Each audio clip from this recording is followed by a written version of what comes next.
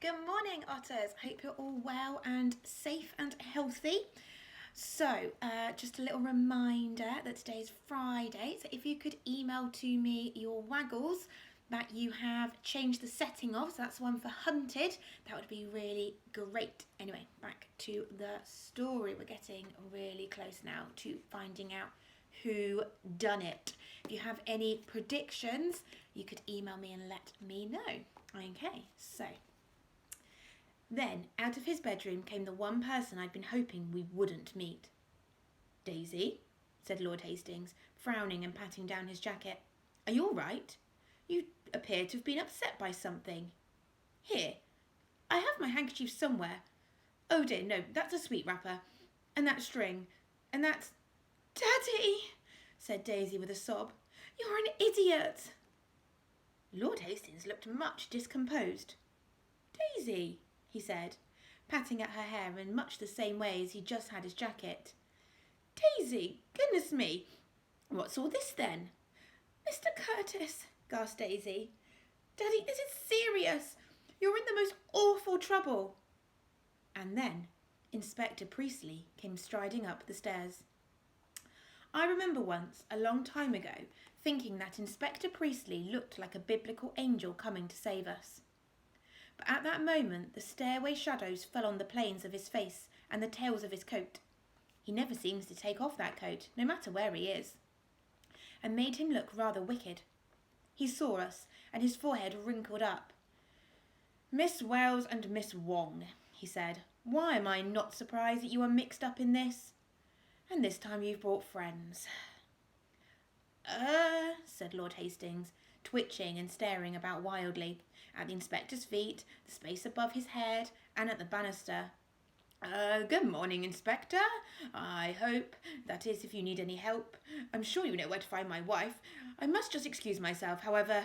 Things to attend to on the estate. Pardon me." And he made a dive down the stairs. I heard his voice in the hall saying, "My goodness, what a lot of you there are.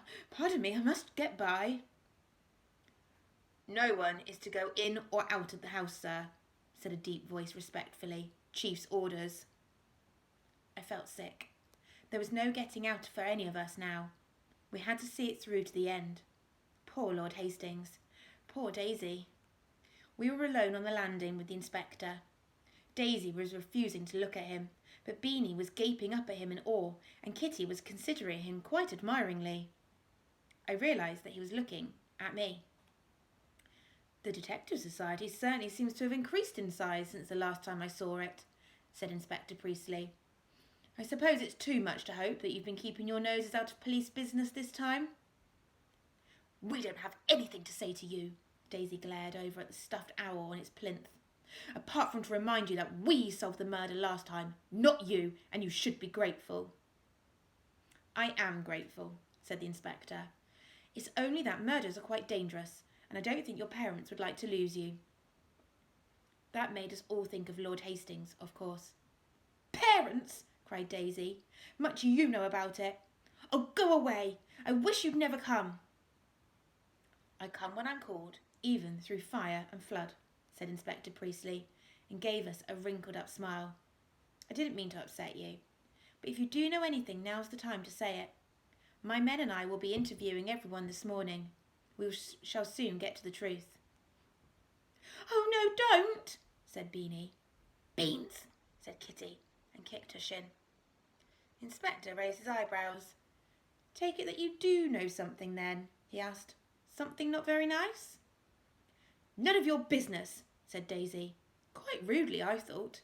"We shan't say anything more, and we shan't be helping your investigation this time. You can't make us." "I wouldn't dream of making you do anything, but I am beginning to have a good idea of what is going on." The inspector's eyes went to the stairs down to the hall, and of course I knew exactly who and what he meant. "Oh," I said, "don't, please." Wasn't quite sure who I was pleading for, Lord Hastings or Daisy. "Unfortunately, the law is the law," said the inspector. "It can't be stopped because someone asks me to, no matter who that someone is." I stared into his face, long-nosed and serious. Then, "Come on, everyone," said Daisy. "We're going upstairs. Let's leave the inspector to his investigation. We sat in the nursery, miserably silent. Downstairs I could hear the police at work. There were loud footsteps, doors opening and slamming, and heavy voices. "Get Roger to do it," I heard. "No, the fingerprints." Fingerprints, photographs, measurements and statements. All the things the police could do, and we could not. What was the point of the Detective Society? Daisy was sitting with her face to the wall, refusing to look around even when I poked her. Kitty and Beanie were leaning together, looking as exhausted as I felt. I wondered whether they were glad to be part of the society now. The nursery door opened and we all jumped. "Come downstairs, girls," said Miss Alston. "The police want to see you." "Kitty and Beanie can go," said Daisy, still not moving. "But if they know what's good for them, they won't say anything. Hazel will stay here. We're protesting." Miss Alston raised her eyebrows, but she didn't argue. Kitty and Beanie went. I stayed. Hetty, looking distracted, brought up a late breakfast on a tray. I ate mine, and then, when she didn't move, Daisy's as well. It would only have gone to waste otherwise. I lay on my back on my hard, lumpy bed and stared up at the peeling paint on the nursery ceiling. I felt horrible, wiggly and wrong, but all the same, I could not help poking away at the case in my mind. It was like having a tooth that aches every time you prod it with your tongue. It hurts, but somehow you cannot stop doing it. I thought about Miss Alston being a policewoman hired to catch Mr. Curtis. I thought about Mr. Curtis's nasty little book with a record of everyone he had stolen from. And of course, I thought of Lord Hastings, shouting at Mr. Curtis on Saturday morning, handing him that teacup on Saturday afternoon, and standing on the stairs on Sunday, looking down at Lady Hastings lying on the floor. Had he really done it? It was him or Uncle Felix. There was no one else. The nursery clock chimed midday, and all of a sudden I couldn't stay still any longer. It was a very Daisy-ish feeling to have, but Daisy wasn't being very Daisy-ish at the moment, so I had to take her place. "Come on," I said to Daisy. "Get up." "Go away," Daisy said. I took hold of her shoulder, not very gently, and dragged her backwards off her bed. She tipped over with a yelp and a rather unladylike word. "Hazel," she said, "what's got into you?" "I can't bear it," I said, sitting here waiting.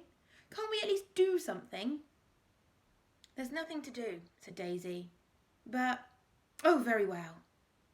We went out onto the landing and saw that the door to Bertie and Stephen's room was open. Because that distraction was as good as anything, we peered inside and found Bertie huddled up on his bed, tinkling away on his ukulele. Stephen was nowhere to be seen. "Oh," said Bertie when he saw us, "it's you." "I'll play you a song. Look." "I don't want a song," said Daisy. "No," said Bertie, stopping mid-jangle. "I don't much either." I could tell that Bertie was almost as upset as Daisy. I'd never heard him being so nice before. "Where's Stephen?" I asked. Bertie waved his ukulele vaguely. "Oh, downstairs, being interviewed, I think. Rotten weekend for him. Brought up bad memories. You know his father killed himself." I nodded. "His mother took up with some filthy scoundrel who ran off in the middle of the night with half the things from the house. Jewels and paintings and so on. When Mr. Bampton lost his job in the crash, they had no money to fall back on and, well, Stephen and his mother were left to pick up the pieces. Stephen thinks his father was some sort of wronged hero, but I don't know. Bad form, I say, leaving your family like that," said Bertie with a flare of his usual temper. "A Wells would never do it." Then he jumped and looked guilty, as though he'd just heard what he said. Sorry, I didn't mean—" "I know what you meant," Daisy said, scowling. "I don't care. Everything's ruined." There was a noise downstairs, shouting. We all stiffened and pretended we couldn't hear it. I looked around the room desperately for something else to fix on, and then I saw, sitting on the battered old chest of drawers next to Stephen's empty bed, a book. It was a thin, cheap volume of poetry, and I went over and flicked through it. I was hardly even glancing at the words, until my fingers stumbled over a torn page. When from behind that craggy steep till then, the horizons bound a huge peak black and huge, as if with voluntary power instinct, up reared its head, I struck and— The rest had been ripped out. I put my hand in my skirt pocket and poured out the piece of paper I'd been carrying about all weekend. I put the two pieces together. Struck again, and growing still.